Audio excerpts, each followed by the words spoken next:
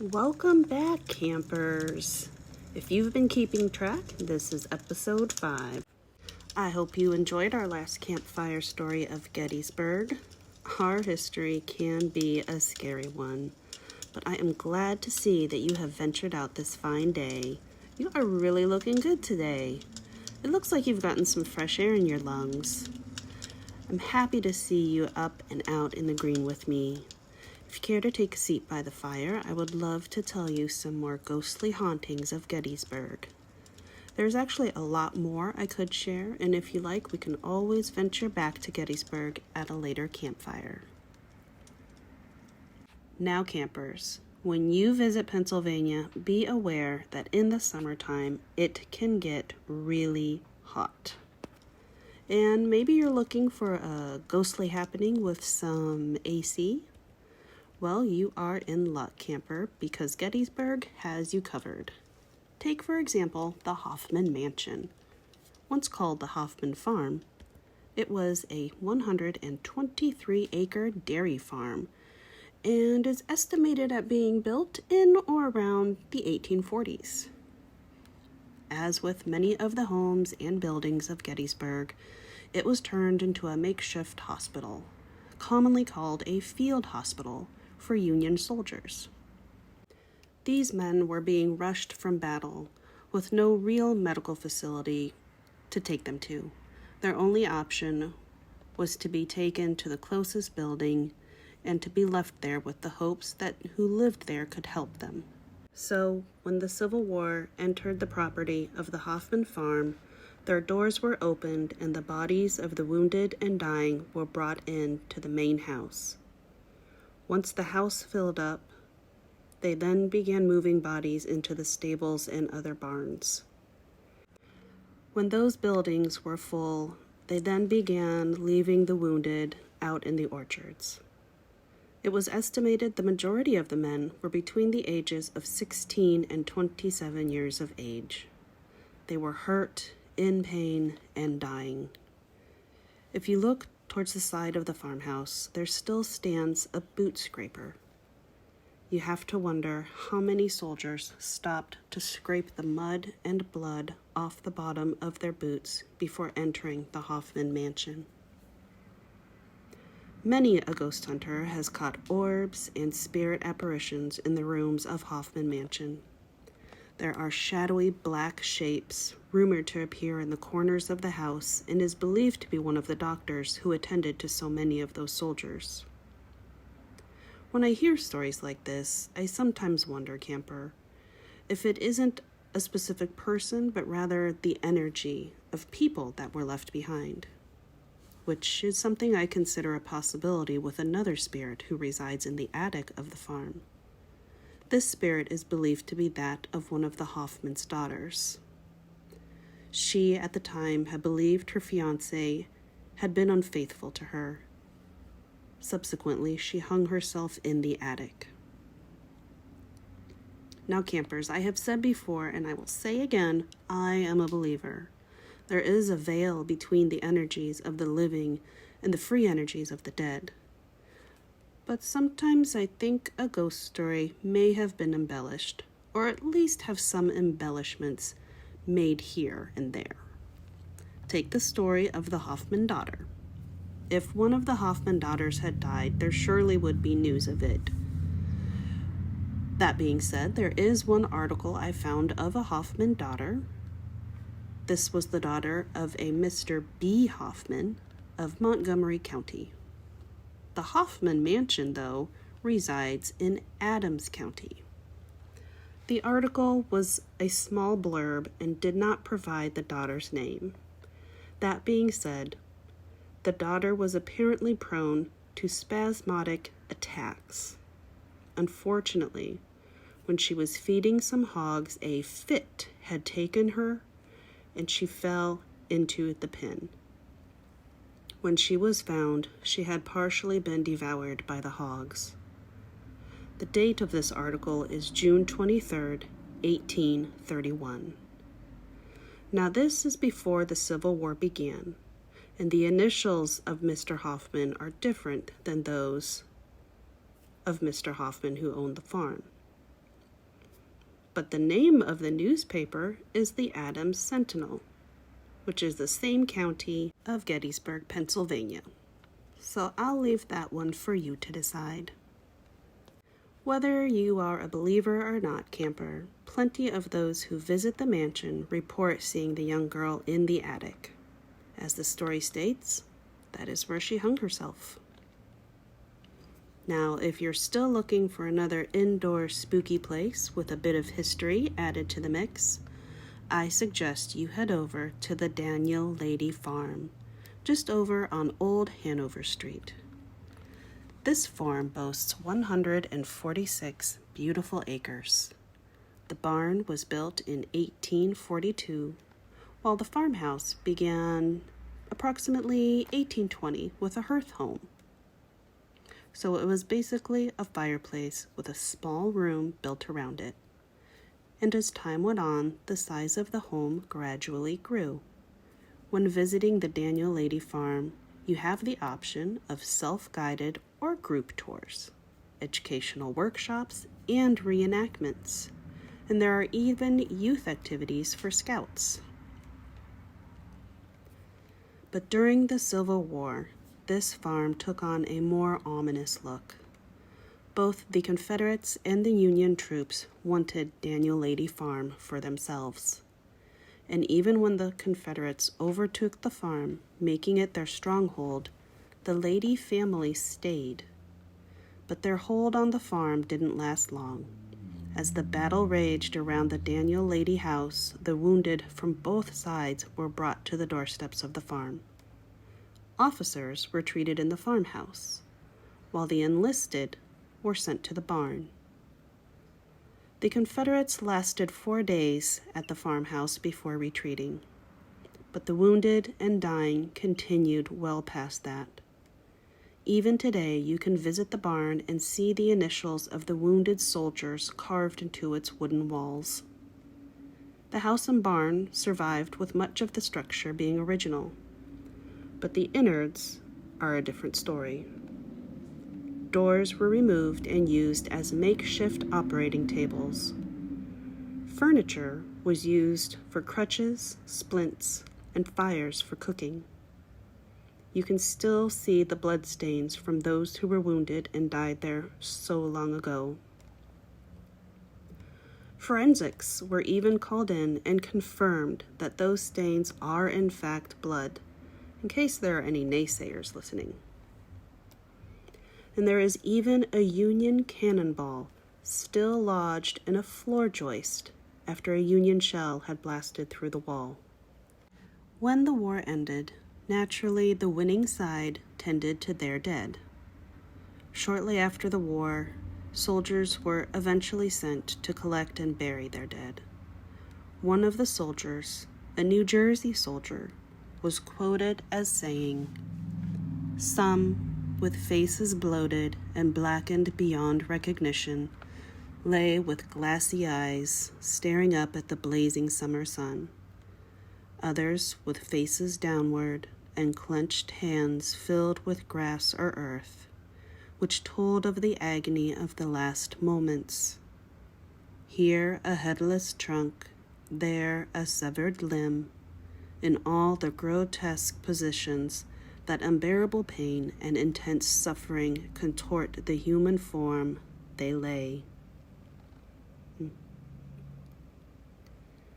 As for the dead Confederates at Daniel Lady Farm, well, let me just say, the latest cadaver search on the farm was done in 1996.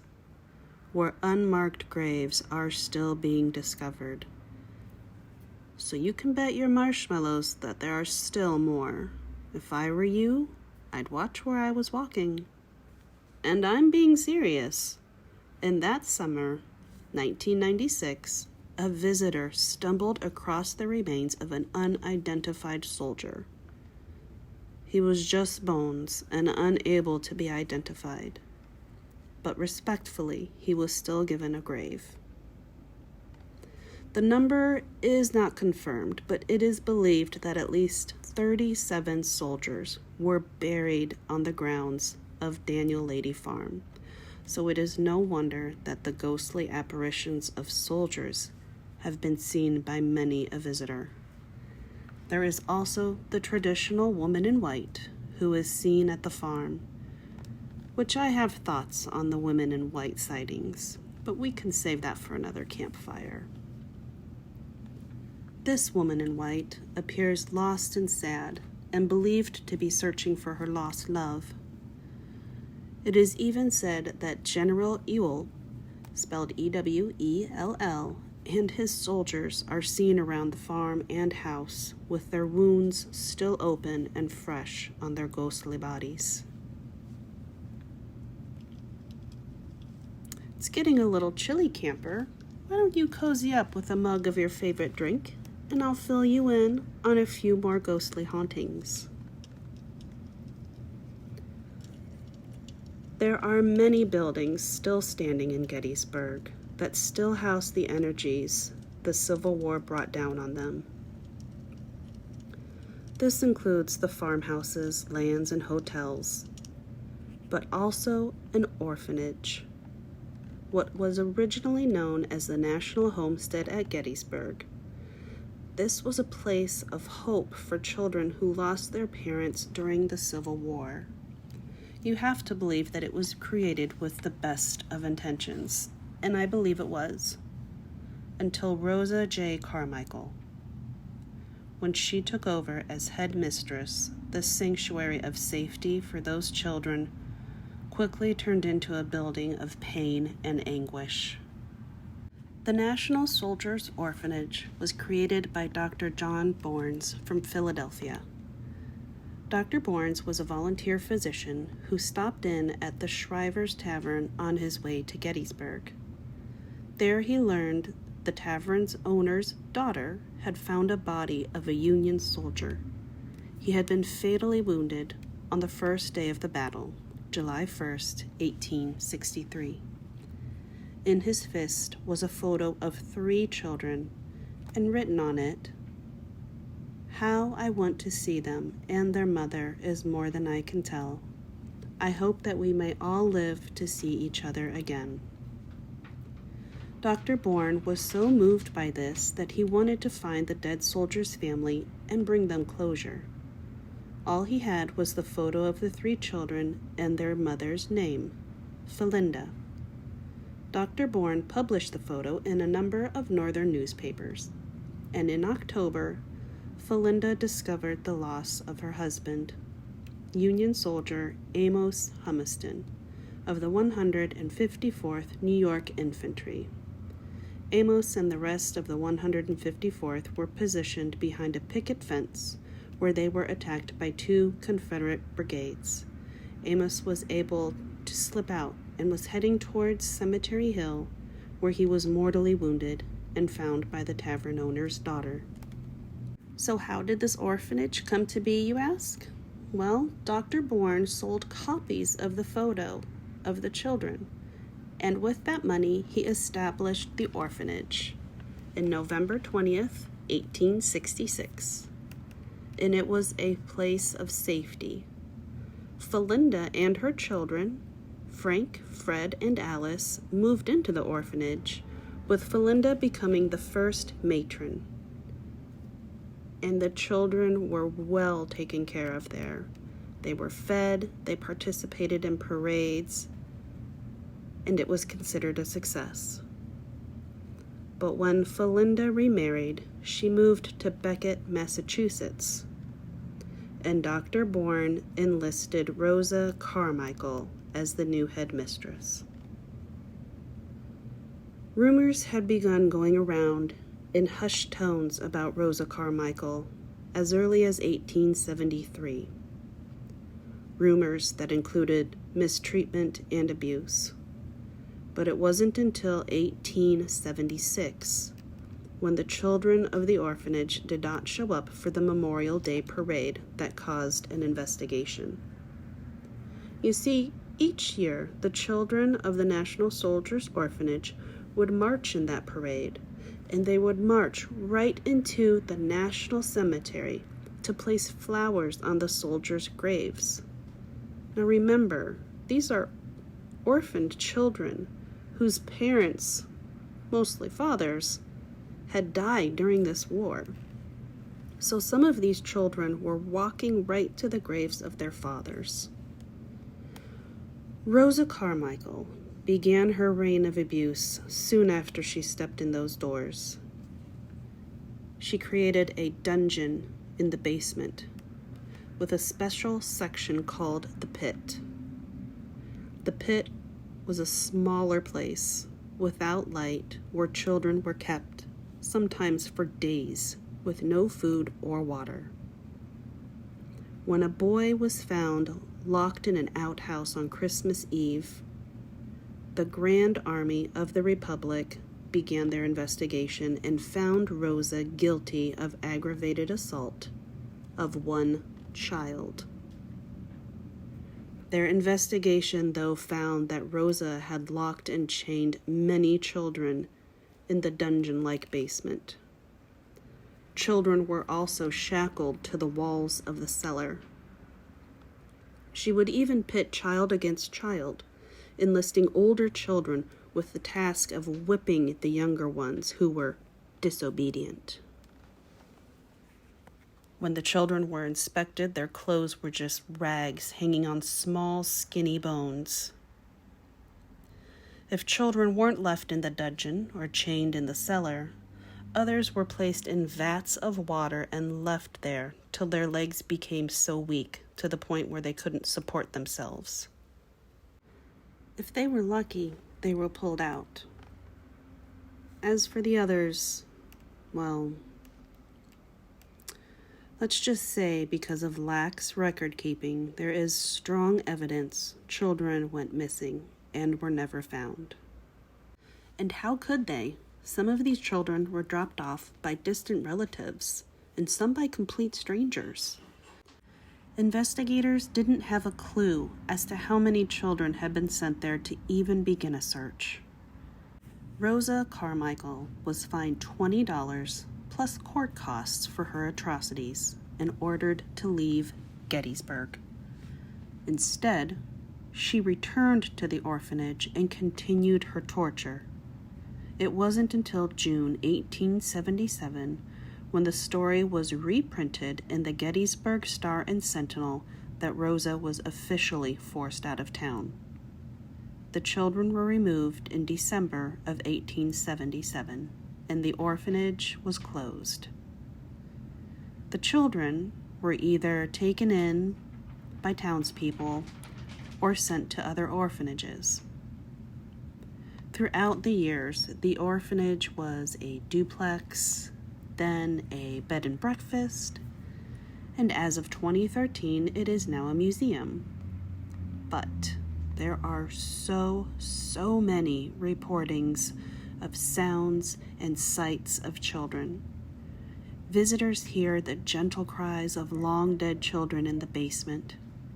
You can hear hurried footsteps in the walls. A small, ghostly boy has been seen by many visitors in the basement's shadowy corners, and the echoes of chains clanging have been heard by visitors and staff. In the basement is where most of the photographs of orbs and light shadows have been taken. And as of the telling of this story, the museum is still open. Before you head off, dear camper, I feel it is important for one last historical tell. It's an important one that, just like the orphanage, should not be forgotten. And that is Jennie Wade. Just a young girl of 20, Jennie was kneading bread one morning when shots rung out. As bullet holes sprayed along the mantel and walls of the brick house, one stray bullet hit Jennie Wade, killing her. She is the only known woman and civilian to have lost her life during the war at Gettysburg. You can still view the home today, either by guide or on your own. The home itself is pretty much unchanged. The pain and misery that occurred in that house has left its mark, though. much like the other areas of the war-torn Gettysburg. Visitors hear the echoes of gunfire in the walls and of the cries of Jennie's family. Well, campers, that was a real spooky and historical tale. I suggest you keep your lanterns with you as you venture back to your camp. And keep in mind, campers, when camping at Gettysburg, you do have the options of a full hookup campsite and of boondocking. And if you're interested in the traditional stick and brick, you can stay at the local bed and breakfasts and hotels. Keep in mind, though, that this is a tourist attraction, so you should make it a point to schedule your reservations well in advance because places do tend to fill up quickly. Now, since this podcast is focused around camping, campfires, ghost stories, and legends, I would love to hear your own personal ghost stories while out camping. Please feel free to send me your personal camping stories, and they may have a chance at being shared on the podcast. Names can, of course, be omitted or changed as per your request. Let's keep the tradition of campfire ghost stories alive. You can send your experiences via email to campfireghoststories8@gmail.com. That's campfireghoststories8@gmail.com. Happy camping!